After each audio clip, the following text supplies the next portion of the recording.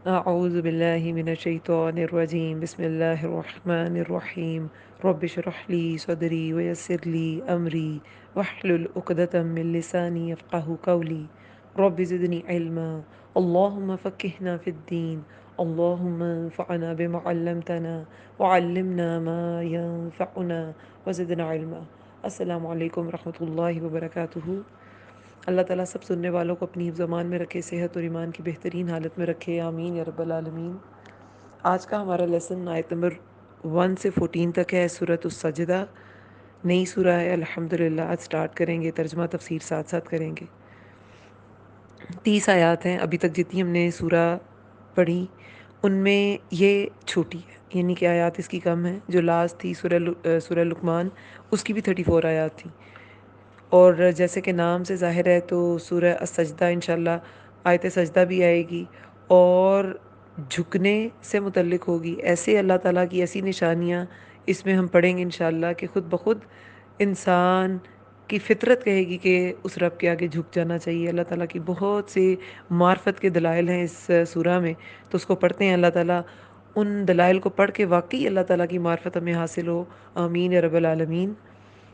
یہ مکی دور کے درمیانی دور، مکی جو زندگی ہے 13 سالہ رسول اللہ کی، تو یہ درمیانی عرصہ میں نازل ہوئی، اور جیسے اہل مکہ مان کر نہیں دیتے تھے تو اسی لیے اس میں بے شمار نشانیاں، بہت سی نشانیاں بتائی گئی ہیں، اور جو ہم انشاءاللہ پڑھیں گے۔ الف لام میم، تنزیل الکتابی، نازل کرنا ہے کتاب کا، لا ریب، نہیں کوئی شک، فیہ، اس میں، من رب، رب کی طرف سے ہے، من رب العالمین، رب کی طرف سے ہے تمام جہانوں کے۔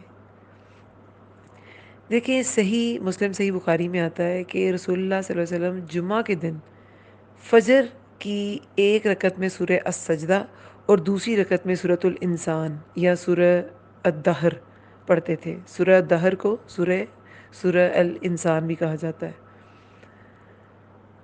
تو اس کی امپورٹنس اس سے سمجھ آتی ہے۔ جمعہ کا دن ویسے ہی مسلمانوں کے لیے کیا ہے، عید کا دن ہے، ایک خاص دن ہے، اس میں عبادت کا بھی خاص ثواب ہے، رسول اللہ پہ درود بھیجنے کی خاص فضیلت ہے، اور فرض نمازوں میں سب سے افضل نماز جمعہ کی فجر ہے، اور اس میں ایک رکعت میں اگر سورہ سجدہ پڑھی جا رہی ہے تو اس کا مطلب ہے کہ اس سورہ کی بھی بہت امپورٹنس ہے۔ اس میں ایسی چیزیں ہیں جو انسان کو ہمیشہ یاد کرنے کی ضرورت ہے، ان کانسیپٹس کو ریوائز کرنے کی ضرورت ہے، اس لیے ہر جمعہ کی فجر میں اکثر یہ پڑھی جاتی تھی۔ پھر دیکھیں ترمذی میں آتا ہے کہ رسول اللہ صلی اللہ علیہ وسلم سونے سے پہلے سورہ ملک کے علاوہ سورہ السجدہ کی تلاوت کرتے تھے، ٹھیک ہے، تو یہاں سے بھی اس کی امپورٹنس پتہ چلتی ہے، ہر رات کو بھی۔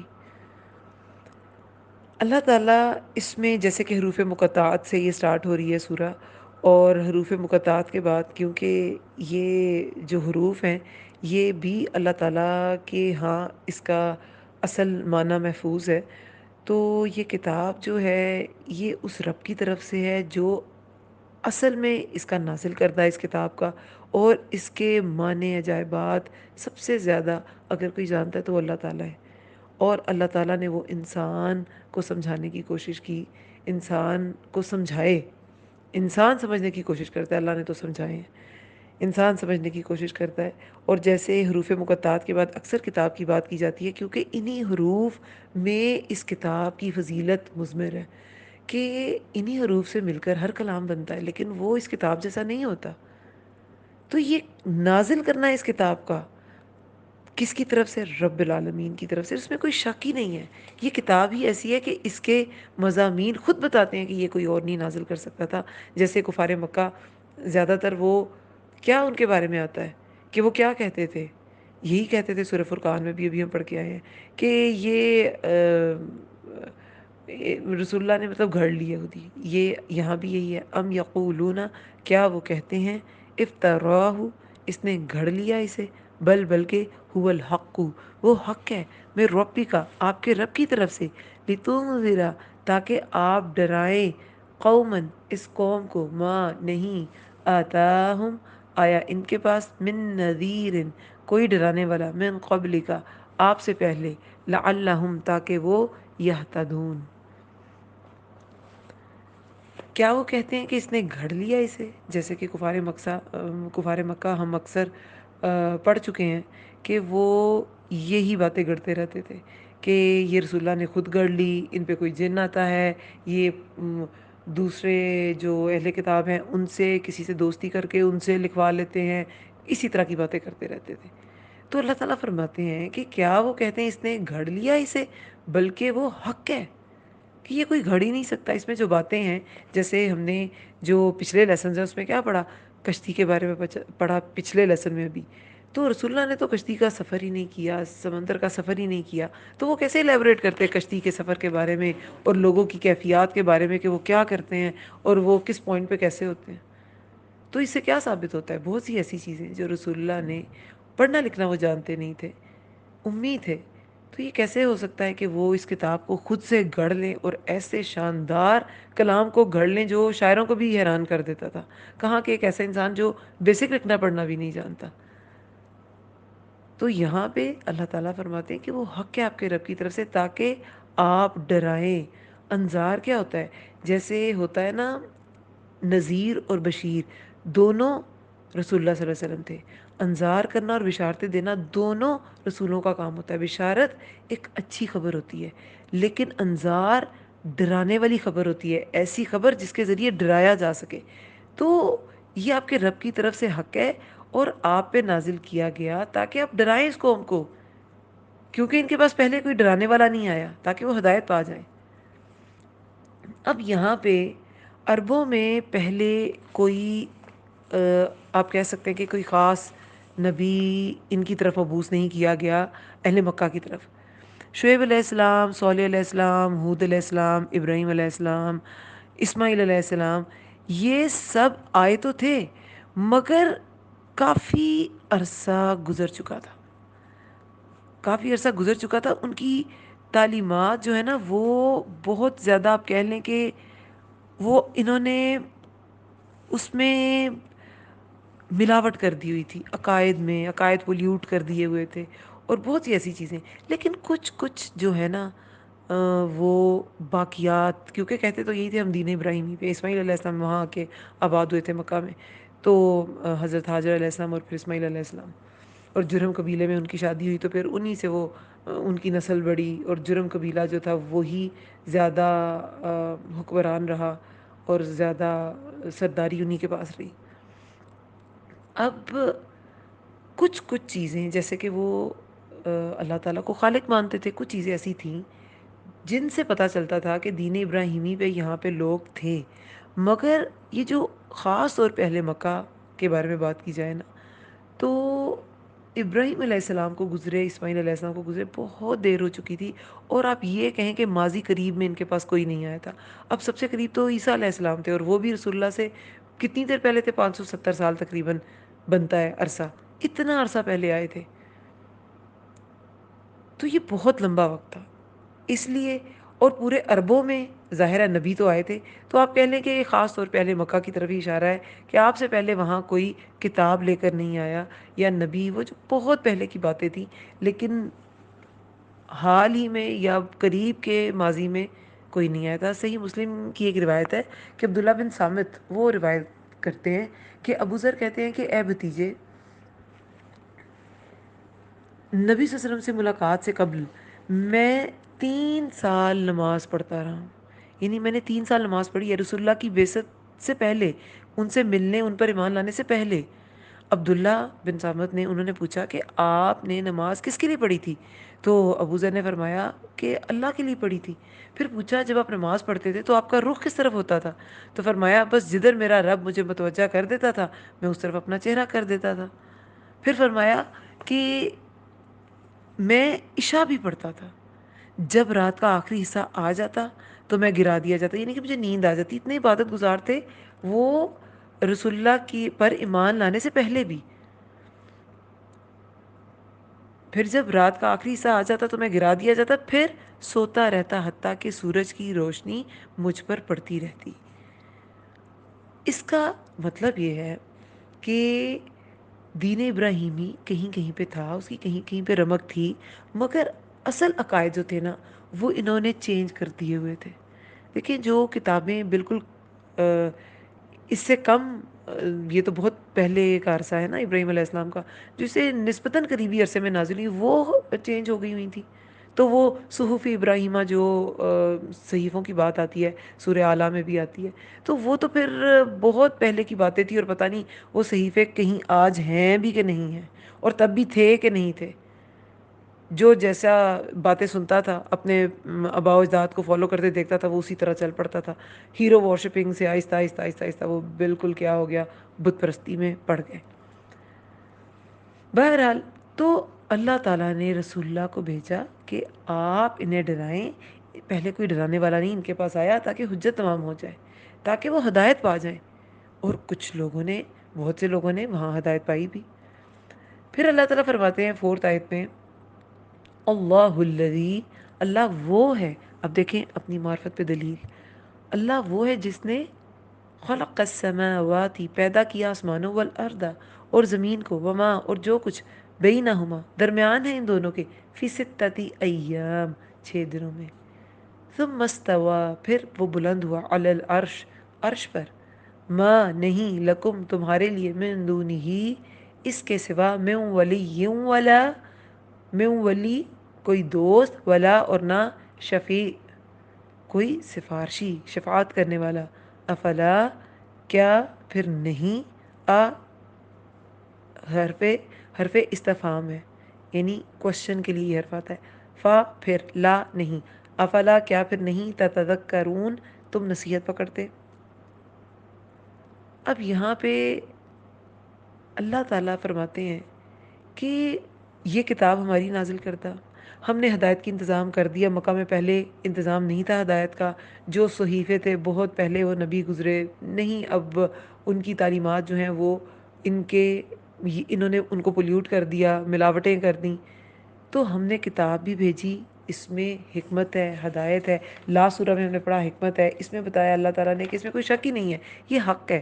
اور ہم نے آپ کو بھی حق کے ساتھ بھیجا تاکہ آپ انہیں ڈرائیں اور یہ ہدایت پا جائیں. اب اللہ تعالیٰ بتا رہے ہیں یہ کس نے کیا ہے. اللہ نے، وہ ذات جس نے زمین و آسمان اور جو کچھ ان کے درمیان میں، کیا کچھ ہے ابھی تو انسان نے ڈسکور بھی نہیں کیا. آسمانوں اور زمین کے درمیان کیا کچھ ہے، کچھ کوئی نہیں جانتا. 7 آسمانوں کا ذکر آتا ہے، اور پھر زمین، اور 7 زمینوں کا بھی ذکر آتا ہے، اور ان کے درمیان کیا کیا کچھ ہے. اور 6 دنوں میں، ثم استوى، پھر وہ بلند ہوا عرش پر، اور 7 آسمانوں کے اوپر عرش معلیٰ ہے. ٹھیک ہے. اب دیکھیں سورہ بقرہ میں بھی، شروع میں بھی، قرآن میں اللہ تعالیٰ نے بہت جگہوں پہ یہ مضمون بیان ہوا ہے زمین و آسمان کی تخلیق کا. تو اس میں بھی یہ آتا ہے کہ اسی نے بنایا زمین اور جو کچھ اس میں ہے. پھر وہ آسمان کی طرف متوجہ ہوا، اور پھر اس نے درست کر دیا یہ 7 آسمانوں کی صورت میں، اور وہ ہر چیز کا علم رکھتا ہے. اس آیت سے پتہ چلتا ہے کہ پہلے آسمانوں اور پہلے زمین کی تخلیق ہوئی، بعد میں آسمانوں کی، اور ان کو 7 تہیں دی گئی. یہاں پہ پہلے سماوات کی بات ہے، لیکن اس آیت میں ثم آتا ہے بار بار.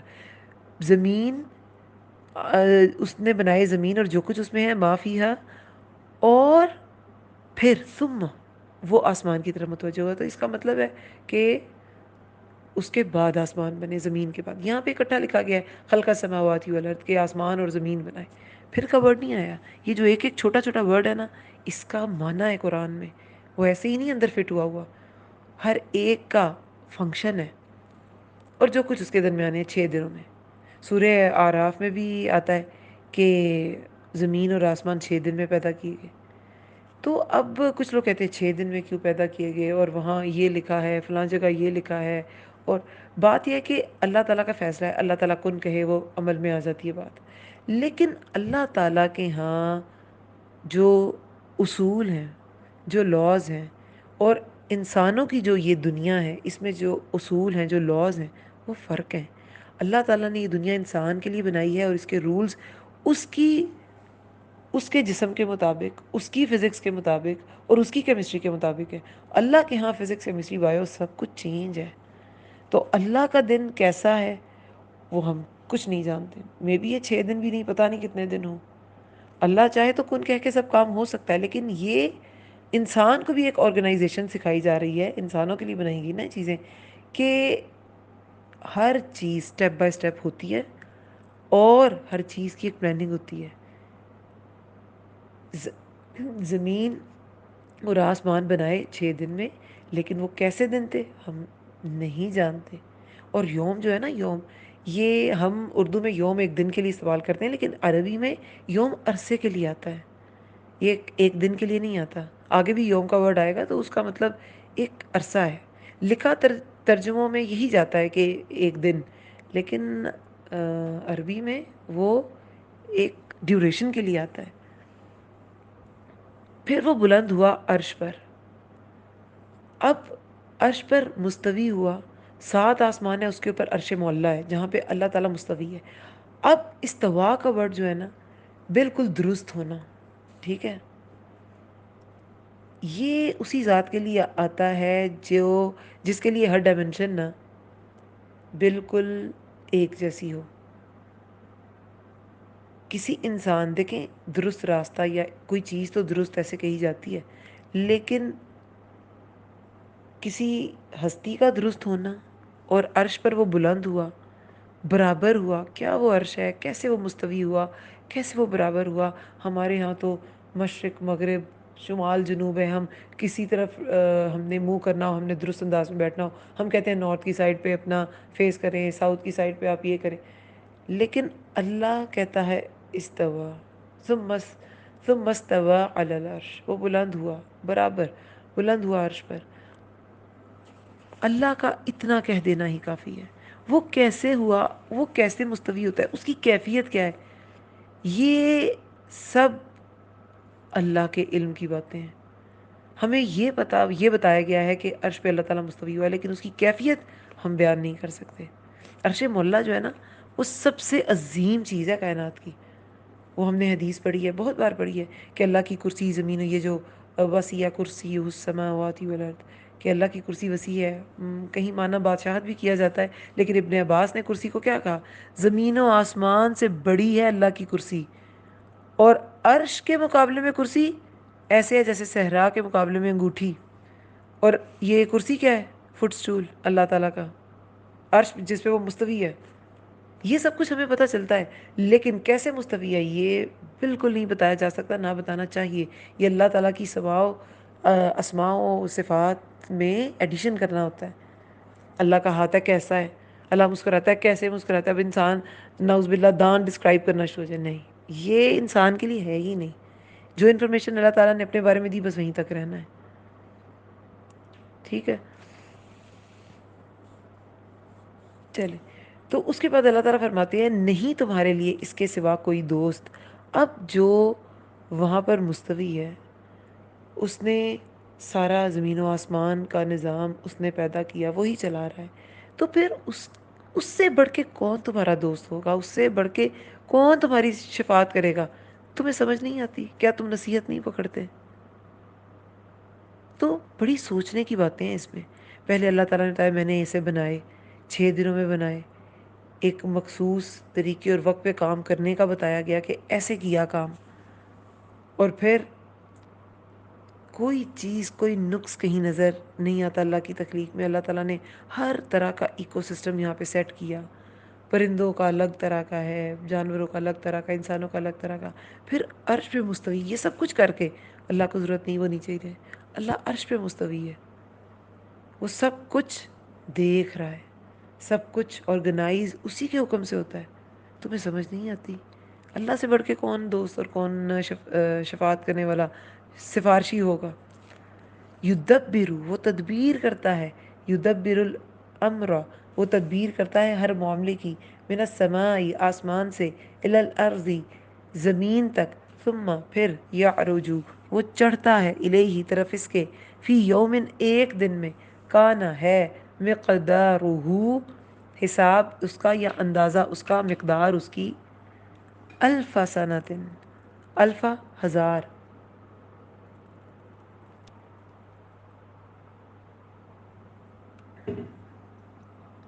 سنتن، سال. سنتم مما، اس میں سے جو من اور ما کو ملا کے مما بنا ہے، تو من کا جو نون ہے وہ مخذوف ہو گیا. ٹھیک ہے، وہ اس کے اندر ہی ڈیزالو ہو گیا. مما، اس میں سے جو تعدون، تم شمار کرتے ہو.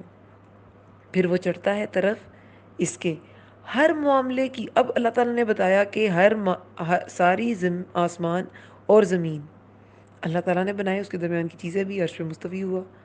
اب اللہ تعالیٰ بتا رہے ہیں خالق بھی میں ہوں اور مدبر بھی میں ہوں.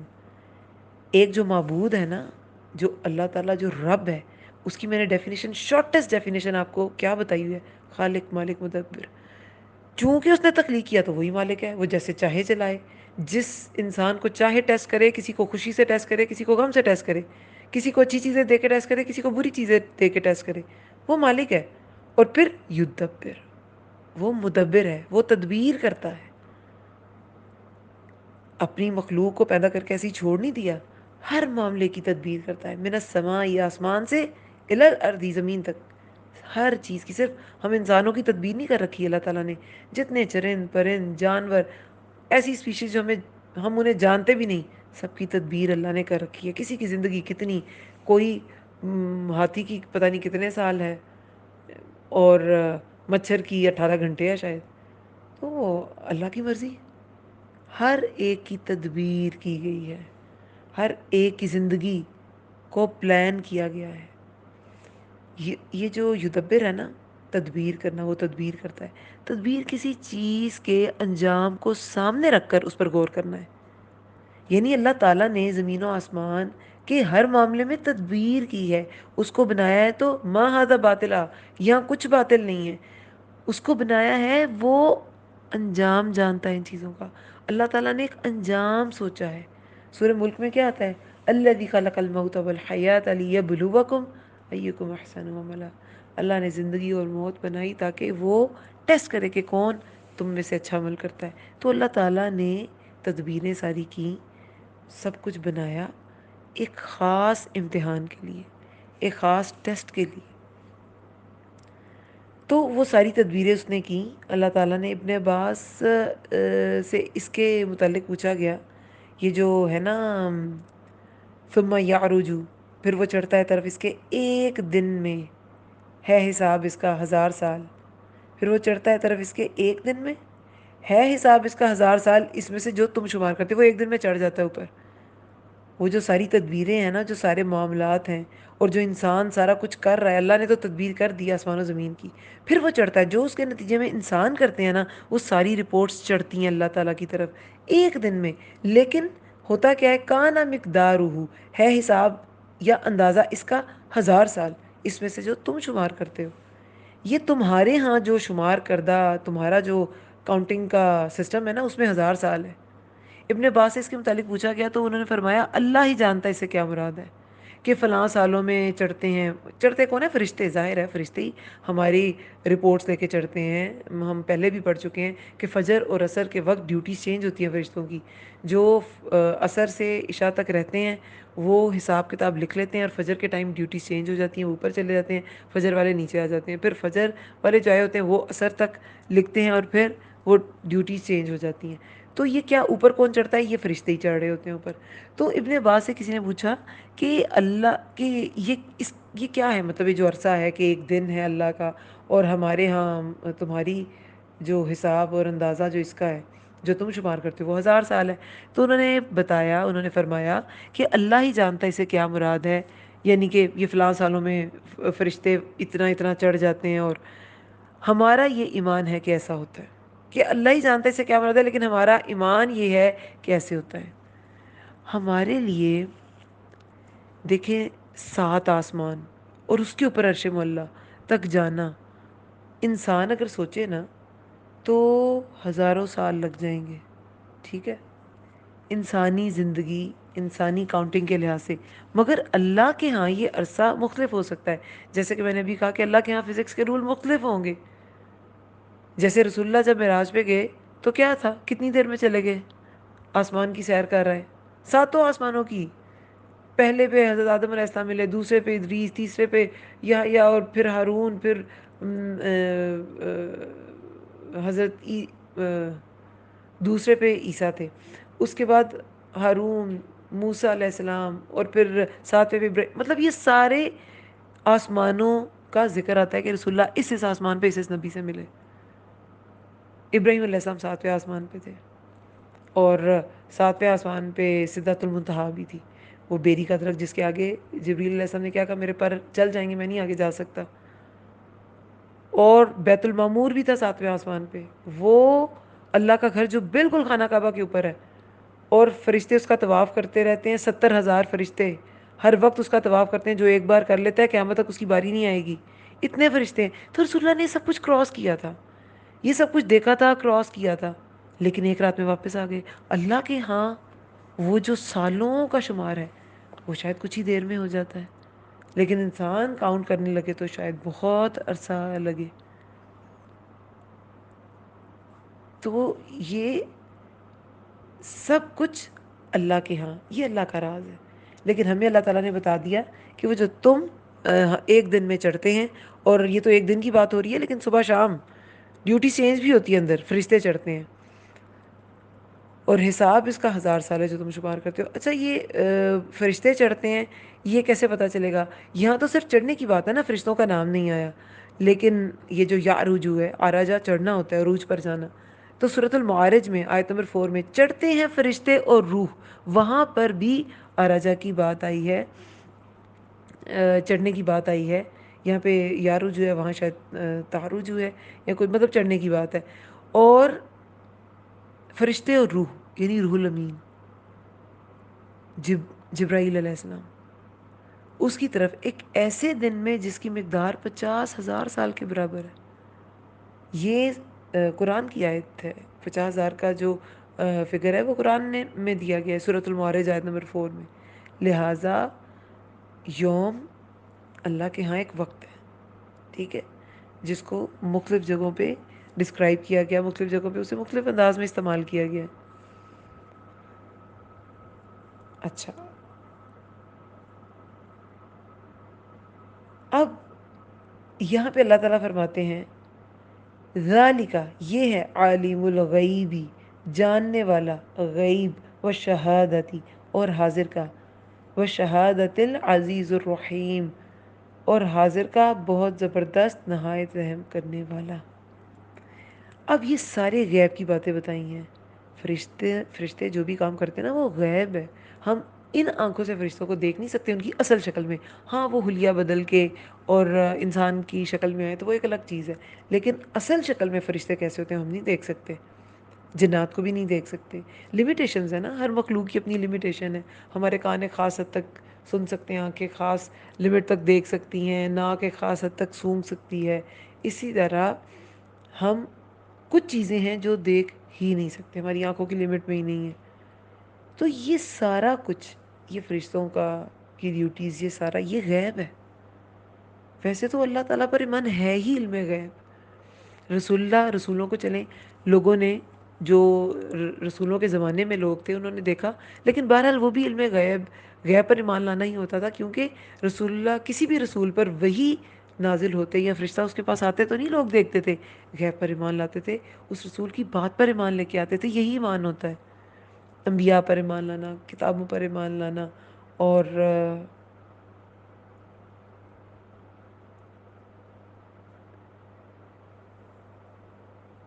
فرشتوں پر ایمان لانا. یہاں پہ فرشتوں کی بات کے بعد اب اسی لیے کیا کہا گیا؟ ذالکا، یہ ہے عالم الغیب و شہادتی، غیب اور حاضر کا یہ ہے جاننے والا، یعنی کہ اللہ تعالیٰ یہ ہے جاننے والا غیب اور حاضر کا، العزیز الرحیم، بہت زبردست نہایت رحم کرنے والا ہے.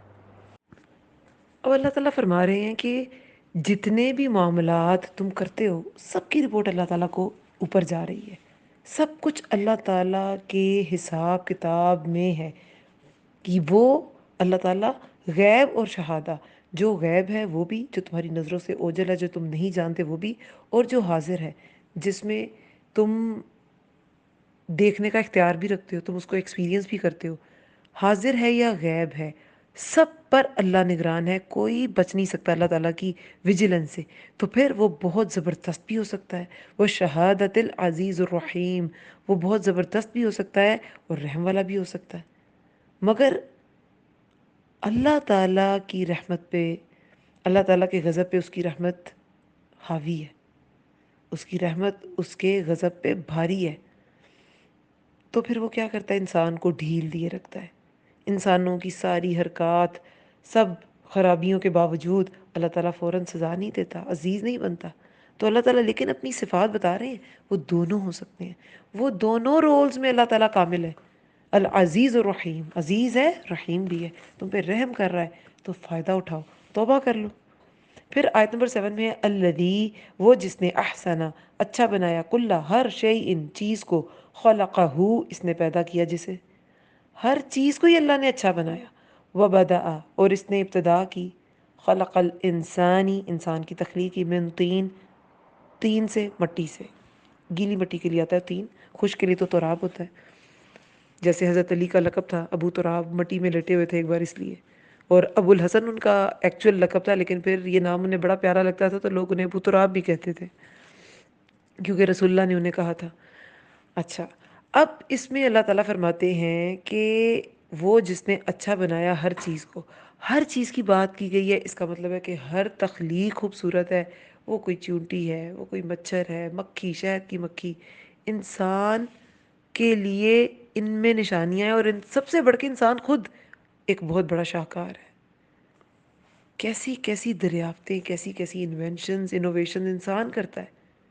اس کا وجود بھی ایک ایک ابھی تک اسٹڈی کی جا رہی ہے. اچھا اس سیل میں کیا ہوتا ہے، ایسے سیل یہ ہو تو کیا ہوتا ہے، وہ تو کیا ہوتا ہے. ابھی تک انسان کو ہی پورا اسٹڈی کرنا جو ہے وہ پاسبل نہیں ہوا. تو انسان بھی تو اللہ کا ہی شاہکار ہے. ایک مچھر کا پورا سسٹم پڑھے نا تو وہ دیکھیں اتنا کمپلیکیٹڈ ہے.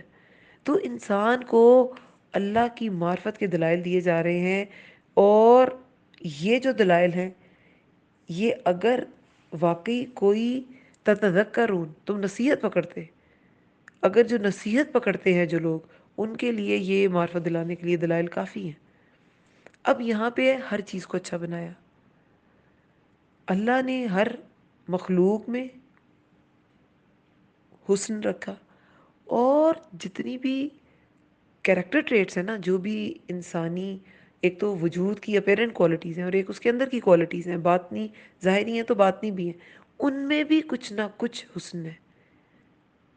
جیسے دیکھیں جتنی برائیاں ہیں، وہ برائیاں اللہ تعالیٰ نے انسان میں پیدا کی. ٹھیک ہے انسان کا ٹیسٹ ہے، اس میں کوئی شک نہیں ہے، لیکن ان کا کوئی خیر کا پہلو بھی ہوگا، ان کا کوئی حسن کا پہلو بھی ہوگا. کیا پہلو ہوگا؟ شہوت نہ ہو تو میاں بیوی کا تعلق چلے گا؟ کتنا چلے گا؟ دو بالکل اسٹرینجرز کتنی دیر ساتھ رہ سکتے ہیں؟ اور فیملی کیسے چلے گی؟ فیملی سسٹم کیسے چلے گا؟ نوع انسانی کیسے چلے گی؟ پھر اگر غصہ، اس میں انسان غلط فیصلے کرتا ہے، لیکن اسے اگر کنٹرول کرنے کے بھی اللہ تعالیٰ نے طریقے بتائے ہیں. اگر اسے چینلائز کیا جائے تو وہ بھی کام کی چیز ہے. اب ظالم کو دیکھ کے اگر غصہ ہی نہ آئے تو پھر کیا ہے؟ وہ تو پھر کیا ہے؟ ظالم کا ساتھ دینا ہے. تو اس کا بھی ایک پہلو ہے. اللہ تعالیٰ نے اندر ایک انسان کے اندر ایک حمیت، ایک غیرت رکھی ہے. خراب چیز کو دیکھ کے وہ جاگتی ہے. وہ انسان اسے لوری دے کے سلا لے الگ بات ہے، لیکن وہ جاگتی ہے. حسد کا ایک پہلو رشک بھی ہے. آپ دوسروں کی خوبیاں دیکھ کے اپنے اندر پیدا کرنے کی کوشش کریں، موٹیویٹ کریں اپنے آپ کو. حسد میں نہ پڑیں. یہ نہ سوچیں کہ اس کے پاس کیوں ہے، یہ ڈیزرو نہیں کرتا، یا اس سے ہٹ جائے مجھے مل جائے. تو ہر چیز کا ایک حسن بھی ہے. اللہ نے ہر چیز کو اچھا بنایا، اور اس نے ابتدا کی انسان کی تخلیق کی مٹی سے. مٹی سے ابتدا ہوئی. دیکھیں انسان کی پیدائش کا جو پورا سائیکل ہے نا، وہ قرآن میں ڈفرینٹ جگہوں پہ بیان کیا گیا ہے. یہاں پہ 3 کی بات ہے. اگر ہم قرآن کی باقی آیات دیکھیں، سورہ آل عمران میں 59 آیت میں تراب کی بات تھی، سوکھی مٹی کی. اور یہ بھی ہمیں پتہ چلتا ہے کہ رسول اللہ فرماتے ہیں کہ ایک بار، یہ میں ہمیں ترمذی کی روایت ہے کہ ابو موسیٰ اشری روایت کرتے ہیں کہ رسول اللہ نے فرمایا کہ اللہ نے آدم کو تمام زمین کی مٹی لے کر ایک مٹھی میں لی، اور اس سے پھر اس کو آدم علیہ السلام کو پیدا کیا. بنی آدم میں اس لیے کیا ہے؟ مختلف رنگ ہیں، کچھ سرخ ہیں، کچھ سفید ہیں، اور کچھ کالے، اور کچھ ان کے درمیان میں. زمینیں کچھ بہت نرم تھی، سہل کا ورڈ آتا ہے نا سہل تھی، اور کچھ بڑی سخت، تو کچھ انسان بھی ایسے ہی ہیں، یعنی کہ انسانوں کے اپیرنٹلی بھی ان میں بہت سے ڈفرینسز ہیں، بہت سی ویریشنز ہیں، ڈائیورسٹی ہے انسان کی اپیرنس میں، اور اس کے مزاج میں بھی. جیسے زمین کچھ بالکل نرم ہوتی ہے، زرخیز زمین جو ہے وہ ذرا سی پھوار اسے کافی ہو جاتی ہے، جبکہ جو بنجر زمین ہے تیز بارش بھی اس پہ اثر ہی نہیں کرتی. تو مٹی ہر جگہ سے لی گئی، تو کوئی سخت زمین ہوگی، کوئی نرم زمین ہوگی، کسی کا مزاج ایسا ہوگا بالکل نرم کہ ایک بیج بھی وہ تو وہاں پودا نکل آئے گا. کسی کو ہم خیر کی بات ذرا سی بتاتے ہیں، وہ تھوڑی سی بات پہ اتنا عمل کرتے ہیں، اور کسی کو پورا لیکچر سنا دیں آپ لیکن ان کے کان پہ جوں نہیں رینگتی. تو یہ مٹی کا ایک شاید اثر ہے. بہرحال انسان کی تخلیق کے مختلف مراحل جو قرآن میں آئے، پہلے تو تراب، جیسے کہ رسول اللہ کی حدیث سے بھی پتہ چلتا ہے کہ تمام زمین سے مٹی اکٹھی کی تھی، تو تراب سوکھی مٹی، ڈسٹ کو کہتے ہیں. یہ 59 آیت سورہ آل عمران میں اس کا ذکر تھا. پھر سورۃ الحجر میں، اس میں سلسال من حمأ مسنون کی بات ہے، سڑے گارے کی. ٹھیک ہے کہ بالکل جب ساری مٹی اکٹھی کر لی گئی تمام زمین سے، گارا بنا لیا گیا، تو جب وہ بو چھوڑ گیا تو پھر آدم کی تخلیق کی گئی. 12 آیت سورہ آراف میں آتا ہے تین کا، یعنی جو گیلی ہو، گیلی مٹی، اور پھر وہ سوکھ جاتی ہے، اور جب وہ گیلی ہو کے سوکھتی ہے نا تو پھر وہ ٹھیکری کی طرح کھنکتی مٹی ہوتی ہے. اس طرح انسان کا یہ پورا سائیکل کمپلیٹ ہوا. پہلے مٹی اکٹھی کی گئی، پھر جب وہ بو چھوڑ گئی، گارا جو ہے سلسال من حمأ مسنون، کہ جب وہ گارے سے، اور جب وہ بو چھوڑ گیا وہ گارا، اس انسان کی تخلیق ہوئی، اور پھر جب وہ ٹھیکری کی طرح کھنکتی ہوئی ہو گئی تو یعنی وہ ڈھانچہ تیار ہو گیا. اس کے بعد ہم انشاءاللہ ابھی پڑھیں گے کہ اس میں پھر اللہ تعالیٰ نے روح پھونکی. اب یہ یہاں پہ تین کی بات ہے، ٹھیک ہے، کہ اللہ تعالیٰ نے انسان کی تخلیق کی مٹی سے، ثم پھر جعل، اس نے بنائی نسلہ، اس کی نسل کا مطلب ہوتا ہے جدا ہونا. تو اگلی نسل پچھلی سے جدا ہوتی ہے، ہر طرح سے جدا ہوتی ہے. ایک تو ویسے ہی جدا ہوتی ہے، ساتھ اٹیچ نہیں ہوتی جسمانی طور پہ بھی، اور ہر طرح سے جدا ہوتی ہے. اس کا رنگ ڈھنگ الگ ہوتا ہے، اس کا قد کاٹ الگ ہوتا ہے، مزاج میں فرق ہو سکتا ہے، اس کے آنے کا وقت فرق ہے، اس کے جانے کا وقت فرق ہوتا ہے، عمریں ڈفرینس ہوتی ہیں. تو نسل وہ پچھلوں سے الگ ہو جاتی ہے. پھر اس نے بنائی نسل اس کی من سلالۃ، خلاصے سے، ایکسٹریکٹ سے، ست سے، من ماء مہین، پانی کے حقیر. آدم علیہ السلام ابتدا جو تخلیق کی ہے، خلقل انسان کی تخلیق کی، وہ تو مٹی سے ہوگی. آدم علیہ السلام کو تو مٹی سے بنایا گیا، جیسے میں نے بتایا کہ پورا سائیکل قرآن میں ڈسکرائب کیا گیا ہے. اور پھر اسی مٹی سے انسان کی خوراک کا بھی انتظام کیا گیا. ٹھیک ہے، اسی سے نباتات اگتے ہیں، حیوانات اسی سے خوراک لے کے پلتے ہیں. پھر وہ نباتات یعنی پلانٹس بھی ہماری خوراک کا حصہ بنتے ہیں، اور وہ جو جانور ہے، بکری گائے، وہ بھی ہماری خوراک کا حصہ بنتے ہیں، اور پھر ہمارے جسم کی تکمیل ہوتی ہے. ٹھیک ہے، تو یہ ہم اس طرح پروان چڑھتے ہیں. لیکن اللہ تعالیٰ نے فرمایا کہ سٹارٹ میں تین یعنی کہ مٹی سے انسان کی ابتدا ہوئی، پھر اس نے اس کی جو نسل ہے نا وہ خلاصے سے بنائی، یعنی کہ اس مٹی کا خلاصہ، یہ جو انسان ہے مٹی کا پتلا ہے، اس کا خلاصہ کیا بتایا گیا ہے یہاں پہ؟ حقیر پانی. خلاصے سے ہوئی من ماء مہین، پانی کے حقیر پانی کے خلاصے سے. اب جیسے میں نے کہا کہ سلالہ جو ہے وہ ست کو کہتے ہیں، نچوڑ کو، بالکل ایکسٹریکٹ جو ہوتا ہے، اس ایکسٹریکٹ میں اس چیز کی، جیسے کوئی فروٹ ایکسٹریکٹ ہے، جیسے وٹامن سی ایکسٹریکٹ ہے، کوئی وٹامن سی سیرمز یوز کرتے ہیں لوگ اسکن پہ، تو وہ کیا ہے، وہ لیمن کا یا کوئی بھی جو وٹامن سی فروٹ ہوتا ہے اس کا ایکسٹریکٹ ہوتا ہے، اس کی پوری گڈنس اس کے اندر ہوتی ہے. ٹھیک ہے، تو اسی طرح مٹی سے انسان بنا، لیکن اس کی ساری گڈنس جو ہے وہ اس کے من ماء مہین، پانی، حقیر پانی میں ہے. یعنی کہ یہ نطفہ کی بات ہے، سپرمز کی بات ہے، جو عورت کے رحم میں جاتا ہے اور پھر مزید تخلیق کی بنیاد بنتا ہے. کہ ٹھیک ہے، اللہ نے تین سے ابتدا تو کر دی. اب کوئی بھی اٹھ کے کہے کہ اچھا یہ انسان تو ماں کے اندر پلا، مٹی سے کہاں سے پلا؟ تو عورت بھی تو مٹی سے پروان چڑھی چیزیں ہی کھاتی ہے نا. اگر آپ اسے اپیرنٹ ایسے بھی لیں کہ جو پھل سبزیاں اور جو گوشت وغیرہ وہ بھی تو وہیں سے آ رہا ہے، وہی سورس ہے، مٹی سورس ہے. لیکن بہرحال ایک دوسری سینس باپ کی طرف سے وہ نطفہ، کہ سارا جو آپ کا سارا جو جینز ہیں، کروموزومز ہوتے ہیں، کہ کروموزوم پہ پتہ نہیں کتنے جینز ہوتے ہیں، کتنے سیٹس ہوتے ہیں کروموزومز کے. اب بہت پرانا پڑھا ہوا ہے، ایگزیکٹ نمبر بھول گئے، لیکن صرف یہ جو سیکس کا جو ڈٹرمن کرتا ہے نا کروموزوم، وہ یہ جو ہمارے کہنا چاہیے گیمیٹس ہوتے ہیں، میل اور فیمیل گیمیٹس. عورت کے اندر انڈا ہوتا ہے اووا، اور مرد کے اندر سپرم ہوتا ہے، نطفہ جو ہے سپرم ہوتا ہے. اس میں وہ کروموزوم ایک ہوتا ہے، وہ ایک ہوتا ہے. وہ جب ملتے ہیں مرد کا سپرم اور عورت کا ایگ، تو وہ مل کے باقی سیلز تو ٹھیک ہے، باقی کروموزوم تو ایک سیل میں ٹھیک ہیں، وہ تو ٹھیک ہے، کوئی کان کا، کوئی ہاتھ کا، کوئی ٹانگ کا، کوئی لمبائی کا، کوئی موٹائی، جو بھی ہے. لیکن یہ ایک ایک ہوتا ہے. اگر یہ بھی دو دو ہوں تو کیا مرد اور عورت دونوں اکٹھے مل جائیں، وہ کیا بچہ بنے گا؟ عورت کے اندر ایکس ایکس ہوتا ہے کروموزوم، مرد کے اندر ایکس وائی ہوتا ہے. اور اس کے جو گیمیٹس ہوتے ہیں، اس کے جو یہ سیکس سیلز ہوتے ہیں، سپرمز ہوتے ہیں، آدھوں میں ایکس ہوتی ہے انفارمیشن، آدھوں میں وائی ہوتی ہے. اگر وائی عورت کے اندر ایکس ایکس ہی ہے، کیونکہ وہ ہے ہی ایکس ایکس، مرد ایکس وائی ہوتا ہے، تو اس کے جب یہ جو سیکس سیلز بنتے ہیں نا، اس میں یہ دونوں آتے ہیں. اور جب اس کا ایکس عورت کے ایکس سے ملتا ہے تو گرل جو ہے وہ بورن ہوتی ہے، پیدا ہوتی ہے. اور جب مرد کا جو وائی ہے وہ عورت کے ایکس سے ملتا ہے تو they gave birth to a boy, وہ ایک لڑکے کو پھر جنم دیتے ہیں، اس کی وجہ بنتے ہیں. تو بیسیکلی یہ مرد کے اندر وہ ڈپینڈ کر رہی ہوتی ہے. اور ہماری فرسودہ پرانے زمانوں میں وہ عورت کو ہی اتنی بیٹیاں ہیں تمہاری، اتنی بیٹیاں ہیں تمہاری، تو ہاتھ تو کسی کا بھی نہیں ہے بیٹا بیٹی ہونے میں. یہ تو خالصتاً اللہ تعالیٰ کی مرضی ہے.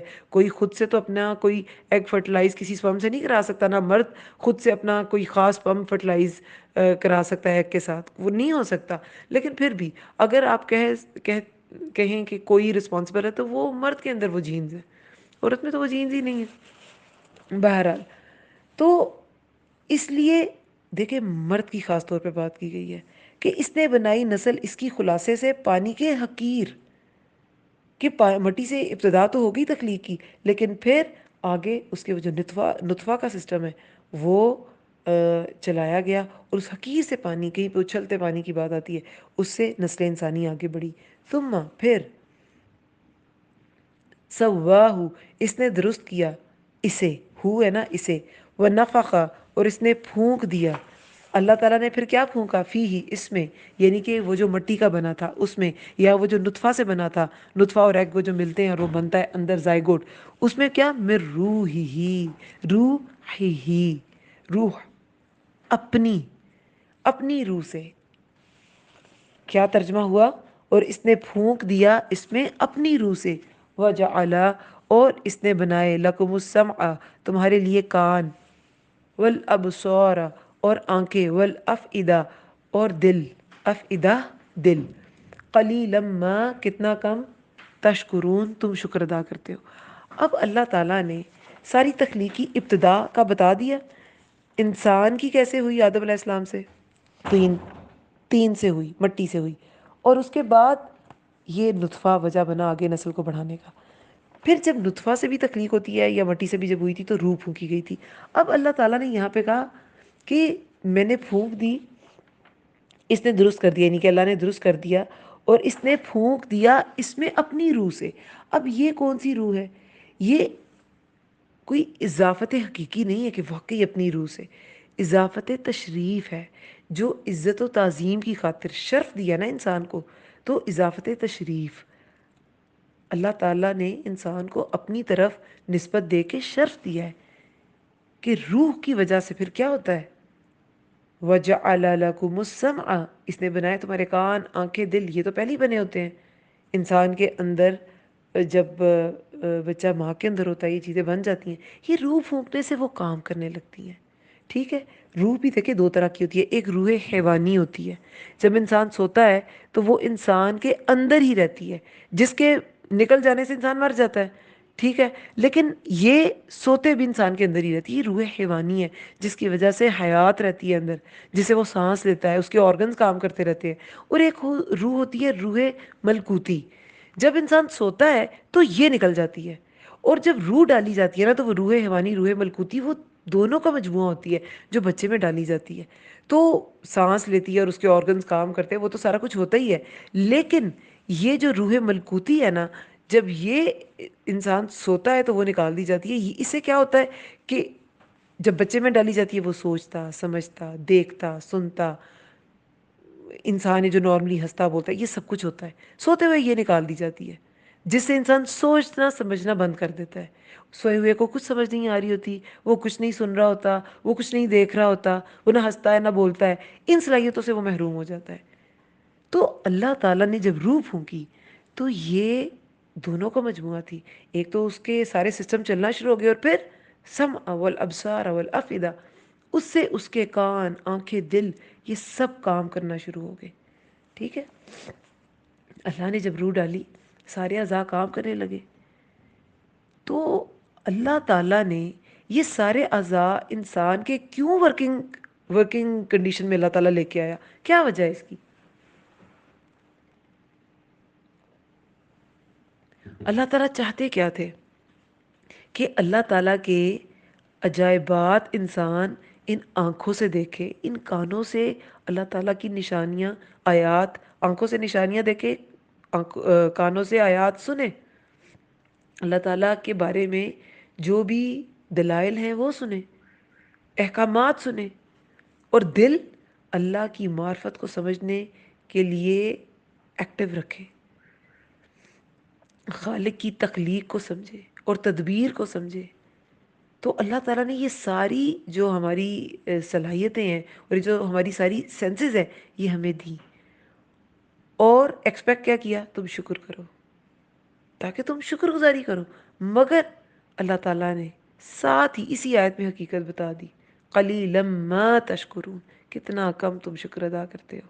یہ اللہ کا ایک گلہ بھی ہے کہ اتنا کچھ تمہیں دیا، تمہیں مٹی سے بنایا، پھر تمہاری نسل چلانے کے لیے نطفہ کا انتظام کیا، تم میں روح بھی پھونکی، روح حیوانی، روح ملکوتی، تمہارے آرام کے لیے روح ملکوتی نکال لی جاتی ہے، تمہیں ذرا قرار آ جائے، تم ٹھہر جاؤ، تم سکون کرو، پھر تمہاری ایکٹیو بھی ہو جاتے ہو، تمہاری آنکھیں، کان، دل کام کرنے لگتے.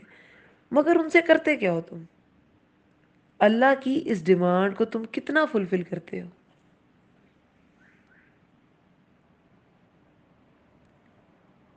جتنا اللہ تعالیٰ جتنا اللہ تعالیٰ ڈیزرو کرتے ہیں کیا اتنا کرتے ہو؟ نہیں. اللہ تعالیٰ کی شکرانے کا آپ کہہ لیں کہ شکرانہ تو یہ ہے کہ انسان سجدے سے ساری نہ اٹھائے. لیکن وہ تو دور کی بات، انسان کی جو صلاحیتیں ہیں اس کو بھی انسان اللہ تعالیٰ کے مطابق استعمال نہیں کرتا. الگ سے کیا تسبیح اور سجدے کرنے، ویسے جو صلاحیتیں ہیں کہ ساری زندگی کے نارمل سارے کام کرے، بس اللہ کی حدود میں رہ کے کرے، وہ بھی نہیں کرتا. ان کانوں سے پازیٹیو چیزیں سنے، ان آنکھوں سے پازیٹیو چیزیں دیکھے، نیگیٹو دیکھے تو دل میں کم از کم نیگیٹو خیالات کو، چیزوں کو جگہ نہ دے. لیکن ہم نہیں کرتے، تو یہ ناشکری کرتے ہیں ہم. شکر گزاری کا تقاضا کیا ہے؟ زندگی کی پازیٹیو چیزیں دیکھیں، اپنی جو اللہ تعالیٰ نے زندگی کے بڑے بڑے چھوٹے چھوٹے ساری نعمتوں کو انسان غور کرے، ان کو دیکھے. لیکن ہم زندگی کی بڑی بڑی نعمتیں چھوڑ کے چھوٹی چھوٹی محرومیاں دیکھتے ہیں. استاذہ نے ایک بار کہا تھا کہ انسان کی زندگی میں مقام شکوہ ہی دراصل مقام شکر ہوتا ہے. ہم اپنی زندگی کو دیکھ لیں، پچھلی بھی سورہ میں دیکھیں، سورہ لقمان میں بھی شکر گزاری کی کتنی بات تھی، اس پارے میں شکر گزاری کی کتنی بات ہے، اور یہاں اللہ تعالیٰ گلہ کریں گے کتنا کم تم شکر ادا کرتے ہو. آپ زندگی کی کوئی اپنا پوائنٹ اٹھا لیں، اس میں ضرور جو ہماری شکایتیں ہیں نا اللہ سے، اس میں ضرور کوئی شکر کا پوائنٹ ہوگا. جیسے خواتین کا جو عام جملہ ہے، میں اکثر اسی کی مثال دیتی ہوں کہ میں تھک گئی کام کر کر کے، تھک گئی تھا. یہ تھکاوٹیں ہر کوئی نہیں سہ سکتا، جسم ہی اجازت نہیں دیتا. کچھ عورتوں کا تھوڑی سی عمر ہوتی نہیں، 40 کراس کرتی نہیں تو کوئی گھٹنوں کو لے کے بیٹھ جاتی ہے، کسی کا وائٹامن ڈی کم ہوا ہوتا ہے، کسی کا کیا. اگر آپ تھک سکتے ہیں تو یہ شکر کا مقام ہے. لیکن ہم کیا کہتے ہیں؟ ہم تھک گئے، ہم اپنی تھکاوٹوں کے رونے روتے ہیں. بچے تنگ کرتے ہیں، صاحب اولاد ہے تو بچے تنگ کرتے ہیں نا، وہ بھی شکر کا مقام ہے. اور پھر اگر کوئی کہ میری اولاد نہیں، تو اللہ نے اس کو بھی موقع دیا ہے.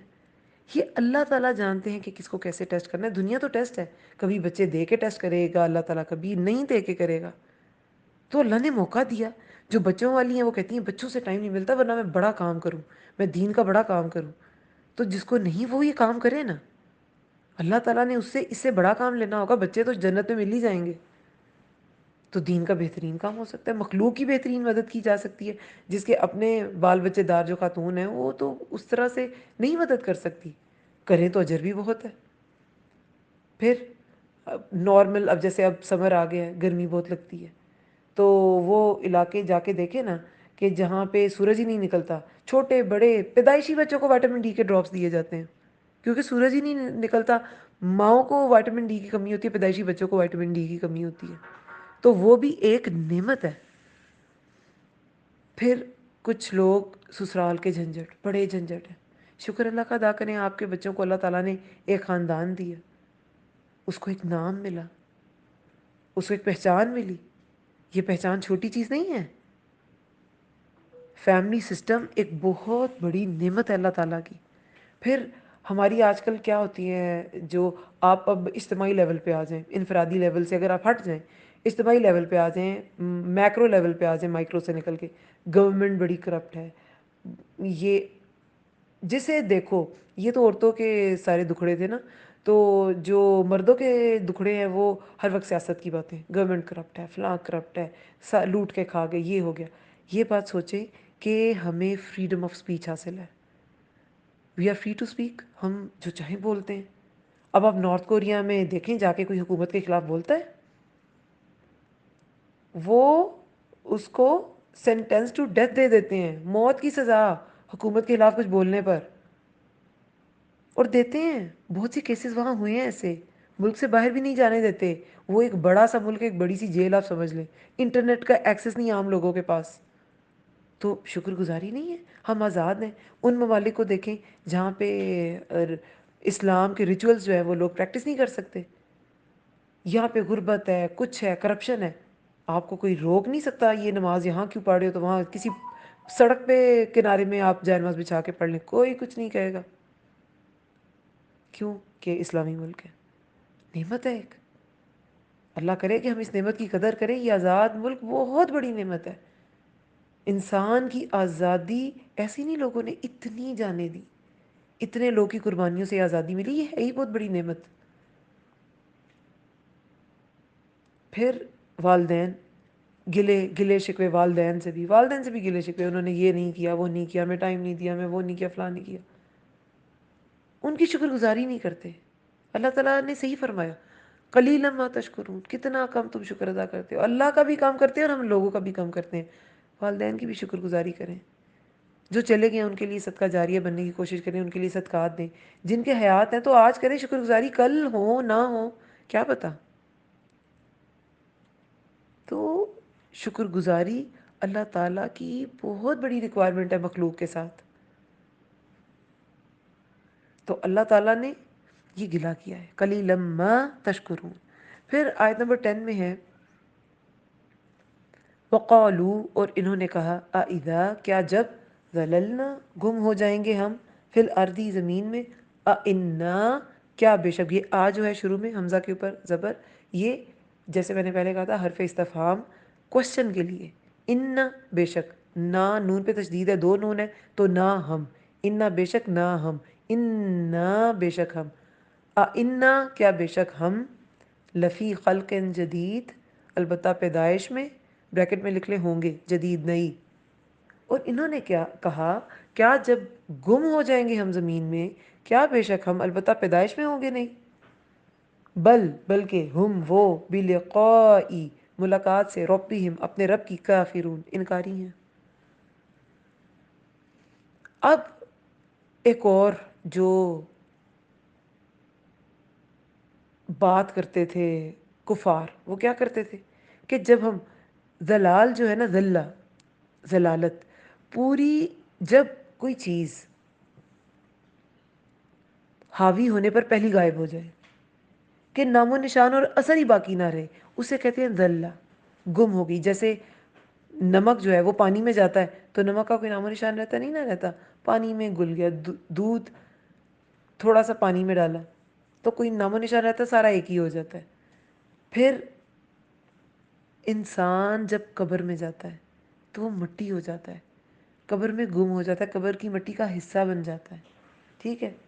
تو اسی طرح یہ کافر کہتے تھے اور ابی بن خلف کہتا تھا، لیکن بہت سے ایسے جملے بہت سے کفار کہتے تھے، لیکن ابی بن خلف یہ کہتا تھا، لیکن جنرلی بات کر کے سب کو جواب دے دیا گیا ہے کہ، اور انہوں نے کہا یعنی کہ کفار نے کہا، کیا جب ہم گم ہو جائیں گے زمین میں، یعنی کہ جب ہم دفن کر دیے جائیں گے، مٹی ہو جائیں گے، کیا بے شک ہم البتہ پیدائش میں ہوں گے نہیں، ہم کیا دوبارہ اٹھائے جائیں گے، دوبارہ نئے سرے سے پیدا کیے جائیں گے؟ تو اللہ تعالیٰ نے پہلے ساری تخلیق بیان کر دی کہ یہ جو مٹی سے ہی تمہیں بنایا تھا اس نے، تو تمہیں دوبارہ نہیں بنا سکتا، دوبارہ بنانا تو آسان ہے، پہلی بار چیز بنانی مشکل ہے۔ تو اللہ تعالیٰ نے اس لیے پہلے تخلیق کی سارا سائیکل بیان کر دیا کہ تمہیں مٹی سے بنایا، پھر نطفہ تمہاری نسل کو آگے بڑھانے کے لیے بنایا، پھر روح بھی پھونکی، اور روح تو اللہ کی طرف سے ہی آنی ہے، وہ تو کسی انسان کا اختیار ہے نہیں، تو ہم ہی پھونکیں گے۔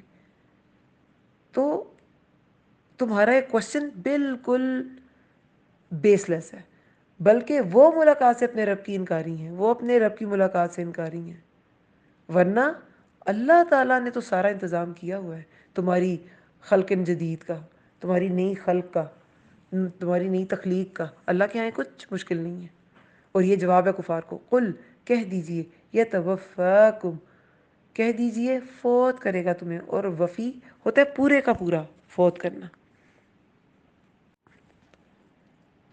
کہہ دیجئے فوت کرے گا تمہیں، پورا لے لے گا تمہیں، یعنی کہ سارے کا سارا فوت کرنا، سارے کا سارا لے لینا، پورے کا پورا پورا لے لے گا تمہیں ملک الموتی، فرشتہ موت کا، یعنی کہ اسرائیل علیہ السلام، الذی وہ جو، وکیلا مقرر کیا گیا، پیسو فریز ہے، جیسے ہوتا ہے نا لیٹر از ریٹن، خط لکھا گیا تو مقرر کیا گیا، وکیلا وہ جو مقرر کیا گیا، بکم تم پر، ثم پھر، الی ربکم طرف اپنے رب کے، ترجعون تم لوٹائے جاؤ گے۔ اب یہاں پر اللہ تعالیٰ ان کو کیا کر رہے ہیں، رسول اللہ کے ذریعے انذار کر رہے ہیں کہ یہ کہتے ہیں کہ ہم نئی پیدائش میں نئے انداز میں کیسے پیدا ہوں گے، ہم تو زمین میں گم ہو جائیں گے، یہ اللہ تعالیٰ کی ملاقات پہ شک کرتے ہیں۔ تو ان سے کہہ دیجئے، انہیں ڈرائیے کہ اسرائیل تمہیں پورے کا پورا لے لے گا، پورے کا پورا اپنے قبضے میں لے لے گا، فوت کر دے گا تمہیں، وہ جو مقرر کیا گیا تم پر، ہر شخص پر، صرف اسرائیل نہیں علیہ السلام، بہت سے فرشتے ہوتے ہیں جو موت کے اوپر تعینات ہوتے ہیں، اور ہر فرشتہ جو ہے وہ اس کو وہ ڈیسائیڈڈ ہوتا ہے کہ فلاں کی جان فلاں نکالے گا، فلاں کی جان فلاں نکالے گا۔ جیسے کہتے ہیں نا کہ جو بری روح ہے اسے جو فرشتے اس کی جان قبض کرنے آتے ہیں وہ نیلی آنکھوں اور کالے چہروں والے، تو وہ ظاہر ہے کہ وہ اور فرشتے ہوتے ہیں، اور جو نیک روح کو فرشتے لینے آتے ہیں وہ اور ہوتے ہیں، تو وہ کوئی ایک فرشتہ نہیں ہے۔ لیکن اسرائیل علیہ السلام کا بیسک کام ہے، وہ جو بیسک ڈیوٹیز اللہ تعالیٰ نے فرشتوں کو دی، اسرائیل علیہ السلام کو ملک الموت کہا گیا، جیسے حدیث کا مفہوم ہے نا کہ تمام انسان ملک الموت کے سامنے اس طرح ہے جیسے تشت پر رکھے دانے کے، جسے چاہے جگہ سے اٹھا لے، کہ اللہ تعالیٰ کی طرف سے ان کو اختیار دیا گیا ہے کہ وہ ان کے لیے مشکل نہیں ہے کہ کہاں وہ کسی جنگل میں چھپ کے بیٹھ جائے، لیکن جب موت کا وقت آ گیا تو اسرائیل علیہ السلام اس کی جان نکال لیں گے۔ ایک بار یہ بھی حدیث کا مفہوم ہے کہ ایک بار اسرائیل علیہ السلام نے کہا، اے میرے پروردگار، آپ نے مجھے ایسی ذمہ داری دی ہے کہ رہتی دنیا تک لوگ مجھے اچھے الفاظ میں یاد نہیں کریں گے۔ تو اللہ تعالیٰ نے فرمایا موت کے کچھ ظاہری اسباب نازل کر دیے ہیں تاکہ آپ بری باتوں سے بچ جائیں، یعنی لوگ آپ کو نہ کوسیں، کہ ظاہر ہے کوئی نہ کوئی بیماری میں گیا، کوئی کینسر میں چلا گیا، کوئی ایکسیڈنٹ میں چلا گیا، کوئی گر کے مر گیا، کوئی جل کے مر گیا، کوئی ڈوب کے مر گیا، تو ڈفرینٹ اسباب بنا دیے گئے۔ پھر ایک اور حدیث میں آتا ہے، حدیث کا مفہوم ہے کہ انصاری صحابی کے ساتھ رسول اللہ نے ملک الموت کو دیکھا، تو رسول اللہ نے فرمایا میرے ساتھی کے ساتھ نرمی کا معاملہ کرنا، تو ملک الموت نے فرمایا کہ فکر مت کیجئے، میں سب مومنوں کے ساتھ نرمی کا معاملہ کرتا ہوں۔ تو اس سے کیا پتہ چلتا ہے کہ ملک الموت جو ہے وہ ان کی ڈیوٹی ہوتی ہے، اور یہ ڈفرینٹ فرشتے ہو سکتے ہیں، فرشتوں کی بھی آپ کہہ لیں کہ ٹیمز ہوتی ہیں۔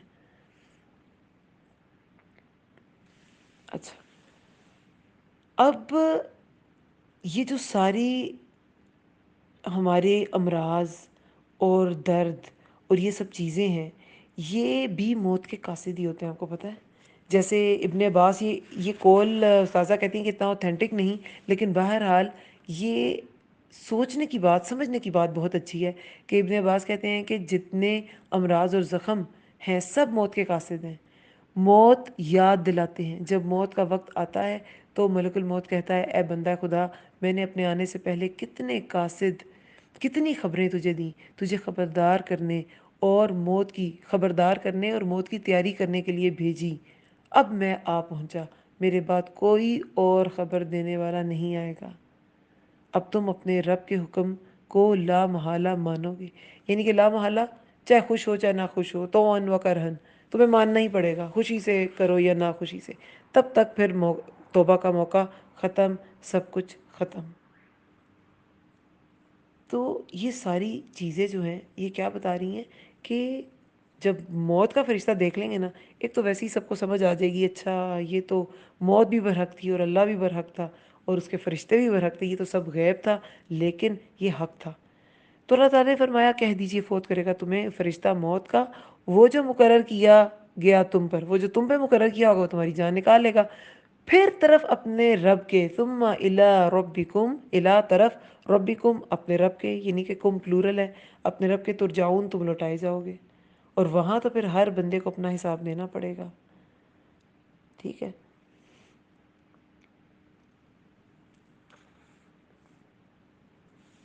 پھر آگے آیت نمبر 12 میں ہے وَلَوْ، اور کاش، تَرَا، آپ دیکھیں، اِذِ الْمُجْرِمُونَ، جب مجرم، ناکسو، جھکائے ہوئے ہوں گے، رؤوسہم، اپنے سروں کو، عند ربہم، اپنے رب کے پاس، ربنا، بریکٹ میں لکھ لیں، کہیں گے ربنا، اے ہمارے رب، کیونکہ یہ کفار کا قول ہے، ربنا، اے ہمارے رب، ابصرنا، دیکھ لیا ہم نے، وسمعنا، اور سن لیا ہم نے، فرجعنا، پس لوٹا دے ہمیں، نعمل، ہم عمل کریں، عمل تو عمل ہی ہے، نا شروع میں ضمیر کا ہے، ہم عمل کریں، صالحاً، نیک، انا، بے شک ہم، موقنون، یقین کرنے والے ہیں۔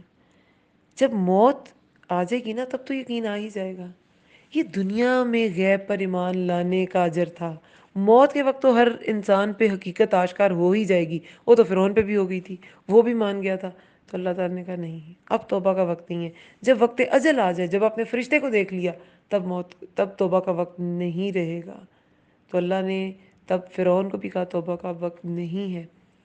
اسی طرح جب قیامت، جو لوگ قیامت دیکھیں گے، موت تک نہیں پہنچیں گے، قیامت آ جائے گی، تو قیامت کی بھی جو نشانیاں ہیں اس میں کچھ کیا ہیں کہ جب وہ نمودار ہو گئیں تو توبہ کا موقع نہیں رہے گا، جیسے دابۃ الارض کا نکلنا، سورج کا مغرب سے نکلنا، یہ سب بالکل آخری نشانی ہیں، جب یہ ظاہر ہو گئیں تو پھر توبہ کا موقع نہیں رہے گا۔ تو وہ جو مجرم ہے، اور کاش آپ دیکھیں، رسول اللہ کو کہا جا رہا ہے کہ کاش آپ دیکھیں کہ مجرم سر جھکائے ہوئے، نکاسا ہوتا ہے پلٹنا، نکاسا پلٹنا، سر کے لیے آئے، رؤوس ہم کی بات ہے، رؤوس سر کی جمع راس سے رؤوس، تو اپنے سروں کو، جب سر کے لیے آئے تو سر ڈالے ہوئے ہوں گے، یعنی کہ سر جھکائے ہوئے ہوں گے۔ کیوں سر جھکائے ہوں گے؟ انسان سر کیوں جھکاتا ہے؟ شرمندگی سے، اور پھر کہیں گے کیا؟ شرمندگی سے سر جھکائے ہوئے ہوں گے، پہلے تو ملاقات کا یقین نہیں رکھتے تھے اور اب واقعی اللہ سے ملاقات کرنی پڑ گئی، اپنے رب کے پاس پہنچ گئے، کیا کہیں گے؟ رب بنائے ہمارے رب، دیکھ لیا ہم نے، سن لیا ہم نے، وہ جو اللہ نے کہا تھا نا وَجَعَلَ لَكُمُ السَّمْعَ وَالْأَبْصَارَ وَالْأَفْئِدَةَ، اور اس نے بنائے تمہارے لیے کان اور آنکھیں اور دل، وہ آج یہ کام پہ لا رہے ہیں۔ جس زندگی کے لیے دیے تھے، اس زندگی میں اللہ کی معرفت حاصل کرنے کے لیے دیے تھے، تب تو استعمال کیے نہیں، اور اب کہہ رہے ہیں دیکھ لیا ہم نے، سن لیا ہم نے، پس لوٹا دے ہمیں، ہم عمل کریں، لیکن تب لوٹایا نہیں جائے گا، تب یقین کر لیں گے سب، لیکن تب یقین کا فائدہ نہیں ہوگا۔ وہ سورہ مریم میں آیت نمبر 38 میں آتا ہے نا کہ جس دن ہمارے پاس آئیں گے خوب سنتے دیکھتے ہوں گے، مگر اس وقت کا دیکھنا، سننا، سمجھنا کوئی فائدہ نہیں دے گا۔ یہ سورہ الانعام میں آتا ہے کہ اگر ان کو دوبارہ بھیجیں گے تو تب بھی یہ یہی کریں گے، یہ جھوٹے ہیں، تو اس وقت کی ان کی توبہ، ان کا گڑ گڑانا، ان کی شرمندگی، ناکسو رؤوسہم، جھکائے ہوئے ہوں گے اپنے سروں کو، کوئی فائدہ نہیں دے گا، اس کا کوئی فائدہ نہیں ہوگا عند ربہم، اپنے رب کے پاس۔ ربنا، اے ہمارے رب، دیکھ لیا ہم نے، سن لیا ہم نے، لوٹا دے ہمیں، ہم عمل کریں گے نیک۔ انا موقنون، بے شک ہم یقین کرنے والے ہیں، مگر اس دن جب اللہ کے سامنے حاضر ہو جائیں گے، موت واقع ہو جائے گی، تب یقین کرنے کا فائدہ کوئی فائدہ نہیں ہوگا۔ فائدہ تو آج یقین کرنے کا ہے، تو آج یقین کرے بندہ، اس دن کچھ نہیں ہاتھ آئے گا، کوئی شرمندگی، کوئی سگے ماں باپ۔ پچھلے لیکچر میں ہم نے کیا پڑھا تھا؟ نہ تو ولد کام آئے گا، نہ مولود کام آئے گا، نہ کوئی آپ کی نسلوں میں بڑا کوئی جانا مانا کسی بھی پوتے کا پوتا تھا وہ بھی نہیں کام آئے گا، اور بالکل آپ کی جو قریب کی فیملی ہے، امیجیٹ فیملی ہے، آپ کا بیٹا یا بیٹے کے لیے باپ، وہ بھی کام نہیں آئے گا، تو کچھ نہیں کام آئے گا۔ نہ بے شک ہم موقنون، یقین کرنے والے ہیں، کوئی فائدہ نہیں۔ دنیا میں یقین کرنا تھا، ولو، اور اگر شئنا، چاہتے ہم، لآتینا، البتہ دے دیتے ہم، کل، ہر نفس، نفس کو، ہداہا، ہدایت اس کی، ولیکن، اور لیکن، حق القول، سچ ہو گئی بات، منی، میری طرف سے، لأملأن، البتہ ملا کیا ہوتا ہے؟ بھر دینا، میم لام حمزہ، لأملأن، البتہ میں ضرور بھر دوں گا، جہنم، جہنم کو، من الجنتی، جنوں سے، والناسی، اور انسانوں سے، اجمعین، سب کے سب کو۔ مگر یہ مجرموں کی بات ہے، یہ مجرموں کی بات ہے، جنہوں نے نہیں مانا، جنہوں نے دنیا میں یقین نہیں کیا، اپنے سمع، ابصار کو، اور افئدہ کو، دلوں کو اللہ کی معرفت کو پہچاننے کے لیے، اللہ کی پہچان کے لیے استعمال نہیں کیا، یہ ان کی بات ہے۔ ورنہ اگر اللہ چاہتا تو واقعی سب کچھ، سب کو ہدایت دے دیتا۔ جیسے ایک بار رسول اللہ صلی اللہ علیہ وسلم نے ابو بکر رضی اللہ عنہ کے کندھے پہ ہاتھ رکھا، تھپ تھپایا کندھا، اور فرمایا کہ اگر اللہ سب لوگوں کو ہدایت دینا چاہتا تو ابلیس کو پیدا ہی نہ کرتا، کوئی کسی کو ورگلاتا ہی نہ، ابلیس کسی کو، اس کے چیلے، اس کے وسوسے کسی کو ورگلاتے ہی نہ، سب ہدایت پہ ہوتے۔ اللہ کے ہاں ممکن ہے، اللہ کون کہتا سب کو ہدایت مل جاتی، لیکن انسان کا تو کام ہی، اس کو چوائس دی گئی کیونکہ اس کا ٹیسٹ لینا ہے۔ الذی خلق الموت والحیات لیبلوکم ایکم احسن عملا، ان کا تو ٹیسٹ ہی یہ ہونا ہے کہ کون اچھا عمل کرتا ہے، کون یقین کرتا ہے، کون ایمان لے کے آتا ہے۔ تو اس ٹیسٹ کے لیے تیاری کرنی ہے۔ دنیا میں ان اعضاء سے کام لینے کا طریقہ یہی ہے کہ ان کو اس ٹیسٹ کے لیے، اس کی تیاری میں ان نعمتوں کو، ان صلاحیتوں کو، ان اعضاء کو لگائیں، ورنہ آخرت میں تو انجام برا ہی ہوگا، جنہوں نے دنیا میں نہیں کچھ کیا ان کے ساتھ۔ اور اگر چاہتے ہم البتہ کر دیتے ہم ہر نفس کو ہدایت، ہم دے دیتے ہر نفس کو ہدایت اس کی، اور لیکن سچ ہو گئی بات میری طرف سے، البتہ میں ضرور بھر دوں گا جہنم کو، جنوں سے اور انسانوں سے، سب کے سب کو۔ تو جہنم کو جنوں انسانوں سے بھر دیا جائے گا۔ کہیں پہ پتھروں کے لیے بھی ورڈ آتا ہے، کیونکہ پتھروں کو عبرت کے لیے، کہ وہ لوگ پوچھتے تھے انہیں، کہ لوگ ان کو پوچھتے تھے یہ بھی جا رہے ہیں جہنم میں، کیا کرو گے ان کا اب؟ یہ نافرمانوں کی بات ہے، اور ہر نافرمان اپنی مرضی سے نافرمان ہوتا ہے، اللہ کسی کو نافرمان پیدا نہیں کرتا۔ اس کا، ہر انسان کا شگون، قرآن میں ہم نے کیا پڑھا ہے؟ ہر انسان کا شگون اس کے گلے میں لٹک رہا ہے، یعنی اس کا جو اعمال نامہ ہے نا، وہ اس کے گلے میں لٹک رہا ہے، اور اسی کے مطابق اس کو جزا ملے گی، اس کا آخرت میں اسی کے مطابق اس کو، اس کا حساب کتاب کیا جائے گا، اسی کے مطابق اس کو صلہ ملے گا۔ فذوقوا، تو چکھو، بس اب چکھنے کی باری آ گئی، کوئی معافی تلافی قبول نہیں کی جائے گی، کوئی ہدایت کا انتظام دنیا میں کیا گیا انسان کو ہدایت دینے کا، کتابیں بھیجی گئیں، رسول بھیجے گئے، بار بار نشانیاں دی گئیں، فطرت میں نشانیاں تھیں۔ اب جب اللہ کے سامنے حاضر ہو گئے، جو مرضی صفائیاں دے دو، جو مرضی کہہ دو، انا موقنون، بے شک ہم یقین کرنے والے ہیں، کوئی فائدہ نہیں۔ فذوقوا، تو چکھو، بما، بوجہ اس کے جو، نسی تم، بھول گئے تم، لقاء، ملاقات کو، یومکم، اپنے، یومکم، اپنے دن کی، ہادہ، اس، اپنے اس دن کی، انا، بے شک ہم نے، نسیناکم، بھلا دیا ہم نے تمہیں، وذوقوا، اور چکھو، عذاب الخلدی، عذاب الخلدی، عذاب ہمیشگی کا، بما، بوجہ اس کے جو، کون تم تھے تم، تعملون، تم عمل کرتے، کہ وہ جو وقت تھا معافیوں تلافیوں کا، وہ چلا گیا، اب تو تمہیں چکھنا ہے. چکھنے کی بات کی گئی ہے کہ بس اب ٹیسٹ کر لو. ٹیسٹ کرنا کیا ہوتا ہے؟ میکسیمم انسان کی سینسز کیا ہیں؟ آپ کے منہ میں ہے. ٹھیک ہے، تو چکھنے کا مطلب بس اب تم اس کو ایکسپیرینس کر لو.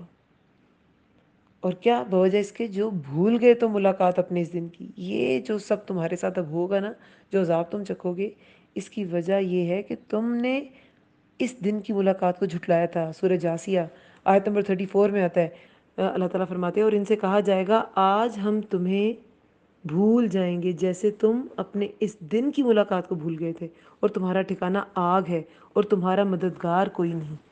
تو اس دن اللہ تعالیٰ انسان کو، جو اللہ کی نافرمانی میں ساری زندگی گزار کے آیا اور اللہ کو بھولا رہا، تو اللہ تعالیٰ اس دن پھر اس کی معافیاں تلافیاں ایکسیپٹ نہیں کریں گے اور اس کو ایسے نظر انداز کر دیں گے جیسے اس نے زندگی میں نظر انداز کیا تھا. تو پھر کیا سمجھ میں آیا کہ آخرت کو بھول کر، اللہ کو بھول کر کیا ملے گا؟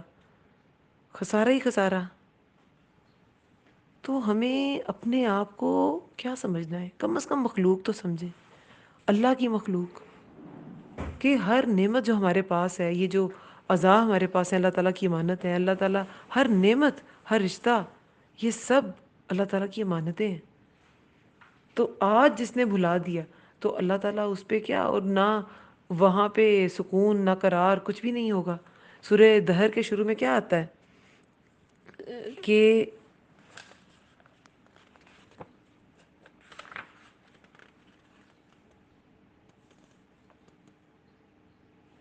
سورہ دہر میں آیت نمبر 2 میں ہے کہ بے شک ہم نے انسان کو مخلوط نطفے سے پیدا کیا، ہم اسے آزمانا چاہتے تھے، چنانچہ ہم نے اس کو سننے دیکھنے والا بنایا. بے شک ہم نے اسے راستے کی ہدایت دی، خواہ شکر گزار بنے یا نہ شکرا. اب یہ انسان پہ چھوڑ دیا ہے کہ وہ شکر گزار بنے یا نہ شکرا.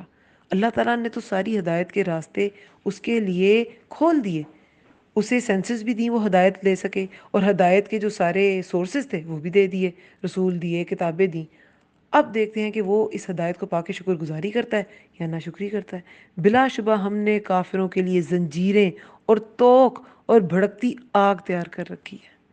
اب جو نہیں مانے گا تو ایسے کافروں کے لیے توق اور بھڑکتی آگ اور پتہ نہیں کیا کیا ہے، اور ان کے لیے جو بھی مہمانی ہے. بہت جگہوں پہ اللہ تعالیٰ نے ذکر کیا ہے. کس لیے؟ انذار کے لیے، انسان کو ڈرانے کے لیے کہ وہ باز آ جائے. سورہ نبا میں بھی کیا آتا ہے؟ سورہ نبا کی 21 آیت سے دیکھیں، بے شک دوزخ تاک میں ہے، للطاغین مآبا، سرکشوں کا ٹھکانہ ہے. وہ اس میں مدتوں پڑے رہیں گے، وہ اس میں کسی ٹھنڈک کا مزہ چکھیں گے، نہ کسی مشروب کا.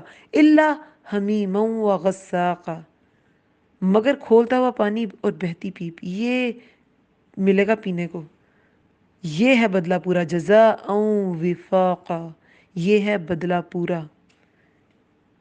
انہیں تو حساب کی امید ہی نہ تھی. انہم کانوا لا یرجون حسابا وکذبوا بآیاتنا کذابا، انہوں نے ہماری آیات کو بے دریغ جھٹلایا، اور ہم نے ہر چیز کو ایک کتاب میں گن رکھا ہے، لہٰذا تم چکھو، ہم تمہارا عذاب بڑھاتے ہی رہیں گے.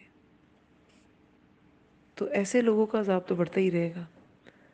ہاں، متقین کا اس سے برعکس ہوگا. ان للمتقین مفازا، اسی کے آگے اللہ نے یہ بھی کہہ دیا کہ متقین کے لیے کامیابی ہے. پھر ان کے آگے اس کا ذکر ہے ان کی انعامات کا اور نوازشات کا. بہرحال انشاءاللہ جب اللہ موقع دے گا تو اس سورہ میں اس کی ڈیٹیل پڑھیں گے. لیکن بہرحال قرآن میں اللہ تعالیٰ نے جگہ جگہ ایسی باتیں کہیں کہ باز آ جاؤ، آج اپنا رخ سیدھا کر لو، آج سیدھے راستے کی طرف آ جاؤ، آج اللہ کو پہچان لو. اس دن کوئی کسی کے کام نہیں آئے گا، تمہاری اپنی معافیاں تلافیاں بھی کام نہیں آئیں گی، تمہارا کوئی رشتہ دار، کوئی تمہارا جان پہچان والا، کوئی تمہارا معبود کچھ کام نہیں آئے گا. تو اللہ تعالیٰ ہمیں، جس لیے اللہ تعالیٰ نے ہمیں یہ ساری فیسلٹیز اور عطا دیے، ہم اس مقصد کو حاصل کریں، مقصد حیات کو پہچانیں، اور ان احکامات کو پہچانیں جو اللہ تعالیٰ نے نازل کی، اور ان پر عمل کریں. آمین یا رب العالمین. اللہم ارزقنی تفکر وتدبر لما یتلوہ لسانی من کتابک والفہم لہ والمعرفۃ بمعانی والنظر في عجائبه والعمل بذلك ما بقیت انک علی کل شیء قدیر۔ اے اللہ تیری کتاب قرآن میں سے میری زبان جو پڑھتی ہے اس میں مجھے تفکر تدبر اور اس کی سمجھ عطا فرما، اور اس کے معنوں اور عجائبات کی پہچان کروا، اور جب تک میں زندہ ہوں اس کے مطابق عمل کروں، بے شک تو ہر چیز پر قدرت رکھنے والا ہے۔ آمین یا رب العالمین۔ سبحانک اللہم و بحمدک، نشہد ان لا الہ الا انت، نستغفرک ونتوب الیک۔ السلام علیکم ورحمۃ اللہ وبرکاتہ۔